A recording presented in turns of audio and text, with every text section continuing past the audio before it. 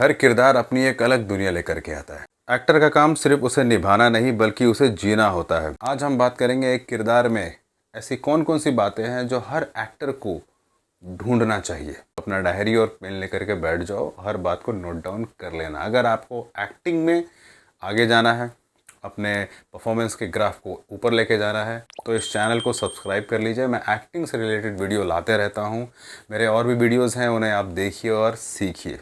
मेरा सिंपल गोल है एक्टिंग को सिंपल बनाना, सहज बनाना, ताकि आप उसे अच्छे से समझ पाओ। और साथ ही हम बात करेंगे कुछ ऐसे किरदार के बारे में जिससे हम रिलेट कर सके और इस टॉपिक को पूरा ओवरऑल समझ सके। सबसे पहले आपको फाइंड आउट करना है किरदार का अपना एक मकसद होना चाहिए, ठीक है। उसका एक उद्देश्य, पर्पस क्या है, ये बहुत क्लियर होना चाहिए। इसके बारे में आपको बहुत सर्च करना ज़रूरी है। देखिए, हर किरदार कुछ ना कुछ चाहता है, कुछ हासिल करना चाहता है, कुछ चीज़ को लेट गो करना चाहता है और कुछ चीज़ को पा लेना चाहता है। ये सब बातें एक कैरेक्टर में होती है। हम उदाहरण के तौर पर बात करें तो जैसे अभी रिसेंट एक मूवी आई कांतारा चैप्टर 1, होप आपने देखा होगा। अगर नहीं देखा तो गो एंड वॉच।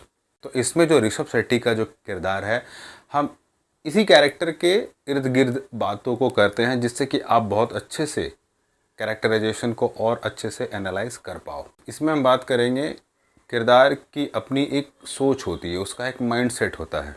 वो दुनिया को अलग नज़रों से देखता है, उसके अंदर एक विद्रोह है और कहीं ना कहीं श्रद्धा, अंदर में अपार श्रद्धा और भक्ति भी है। वो निडर है, परंपरा से भी बंधा हुआ है। एक्टर को किरदार की सोच समझनी चाहिए क्योंकि वहीं से उसकी हर हरकत बाहर आती है। Now emotions. कांतारा में ऋषभ शेट्टी के हर एक्सप्रेशन में गुस्सा, दर्द, भक्ति, है ना, तीनों इमोशन एक साथ दिखाई पड़ते हैं क्योंकि कैरेक्टर का जो फीलिंग है वही उसे असली पहचान देता है। Come to back story. Back story पे भी हमें समझना, जानना बहुत ज़रूरी होता है। हम जिस भी किसी कैरेक्टर को अगर प्रेजेंट कर रहे हैं तो उसका जो अतीत होता है, उसमें क्या घटा है, कैसे हुआ है, ये जानना बहुत ज़रूरी होता है क्योंकि किरदार का अतीत ही आज को चलाता है। आपने देखा होगा किरदार के बचपन की घटनाएं, उसकी विरासत, उसकी जड़ें, सब उसके अभी के टाइम को कहीं ना कहीं एक दिशा देती है। ये चीज़ आप नोटिस करोगे अगर आप देखोगे तो। एक्टर को ये कल्पना करनी चाहिए, इमेजिन करना चाहिए कि उसका बैकड्रॉप कैसा हो सकता था, कैसा रहा है या कैसा रहा होगा। इन सब से हमें एक रास्ता मिलना शुरू होता है। बोलने का तरीका, डायलॉग का स्टाइल जो है, ये हमें पता करना पड़ता है। जैसे ऋषभ शेट्टी का जो किरदार है वो बहुत कम बोलता है, बट जब भी बोलता है बड़ा एग्रेसिव और क्लियर कट ऐसी बातों को प्रेजेंट करता है। हर शब्द में एक इम्पैक्ट होता है, ये चीज़ आप महसूस करोगे। तो ये किरदार का अपना एक, कहते हैं ना, यूनिक पॉइंट है। कम बोलना, स्पष्ट बोलना, क्योंकि रियल एक्टिंग जितने कम शब्द हो और गहरी नज़रों से ही हमें देखने को मिलता है। आपने इस कैरेक्टर के बॉडी लैंग्वेज को देखा होगा या फिर आप ऑब्जर्व कर सकते हो कि इस किरदार का अपना एक बॉडी लैंग्वेज है ना। वो थोड़ा निडर है, ओके, फ्लेक्सिबल है। ये एक उसका सिंपल एक नेचर है। कैरेक्टर का चलना, उठना, बैठना, आंखें, खास करके जब वो देव रूप का जब सीक्वेंस दिखाया जाता है तब उस एनर्जी का लेवल ही पूरा नेक्स्ट होता है, बहुत अलग होता है। ये चीज़ आप देखोगे और ये सीखने वाली चीज़ है कि हमें कितना वेरिएशन देना पड़ता है। जिस तरीके से कैरेक्टर का चाल ढाल, उसकी नज़रें, बोलने का तरीका, ये अगर आपने नोट डाउन कर लिया है, डिज़ाइन कर लिया है, तो ये आपको हेल्प करेगा कैरेक्टर को डेवलप करने के लिए। एक्टर को सीखना चाहिए कि कैसे बॉडी लैंग्वेज खुद बोलती है बिना किसी डायलॉग के।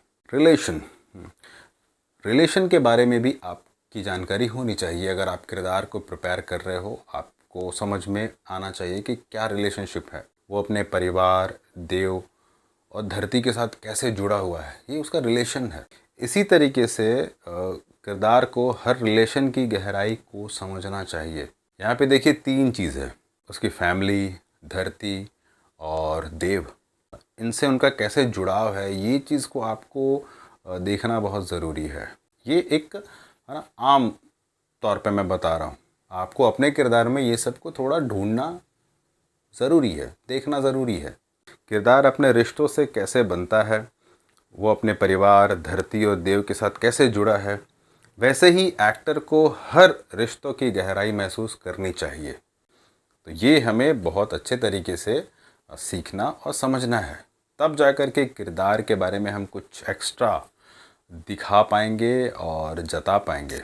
किरदार जब हम प्ले करते हैं तो उनके किरदार का क्या पावर है, क्या कमज़ोरी है, इन सब चीज़ों को भी हमें नोट डाउन करना बहुत ज़रूरी है, तब जा कर के हम उसे बहुत अच्छे से बिल्ड कर सकते हैं। जैसे कि उसका यही डर है कि अपनी देव और धरती से कोई मिस्टेक ना कर ले, वो किसी तरह का कोई धोखाधड़ी ना हो जाए। ये उसका एक फियर है, अंदर का उसका एक फियर है। यही उसकी कमज़ोरी भी है और यही उसकी कहते हैं ना पावर्स भी है, ताकत भी है।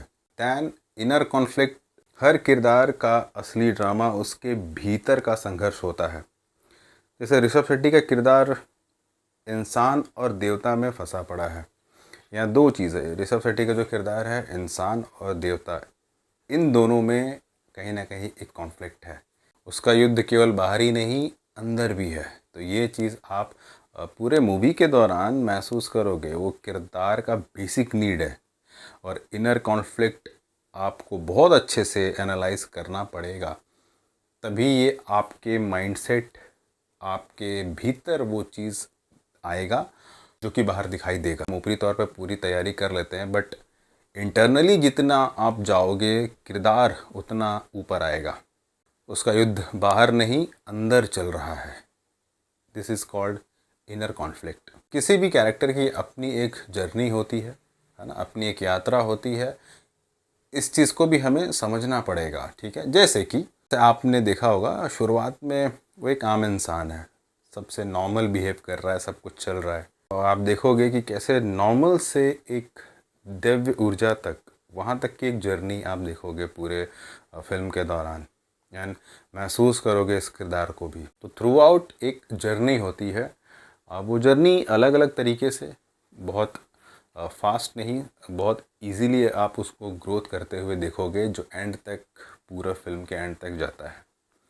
तो किरदार की अपनी एक जर्नी होती है, इसका भी हमें कहते हैं ना एनालाइज करना ज़रूरी है। किरदार की अपनी एक यात्रा बहुत इम्पॉर्टेंट होती है, इसका भी हमें देख रेख करना ज़रूरी है। शुरू में वो एक आम इंसान रहता है, बट अंत तक वो किस तरीके से दैव्य ऊर्जा का एक प्रतीक बन जाता है, ये आप थ्रू आउट देखते जाओगे तो नोटिस करते जाओगे कि कितना ग्राफ है ना चेंज होता हुआ दिखाई पड़ता है कैरेक्टर में।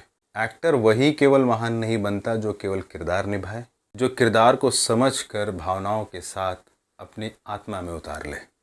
होप आपको वीडियो से बहुत कुछ समझ में आया होगा। कोई भी डाउट हो प्लीज़ कमेंट में आप लिखिए, मैं उसका आंसर ज़रूर करूँगा। चैनल को सब्सक्राइब करना बिल्कुल ना भूलिए। Thank you so much.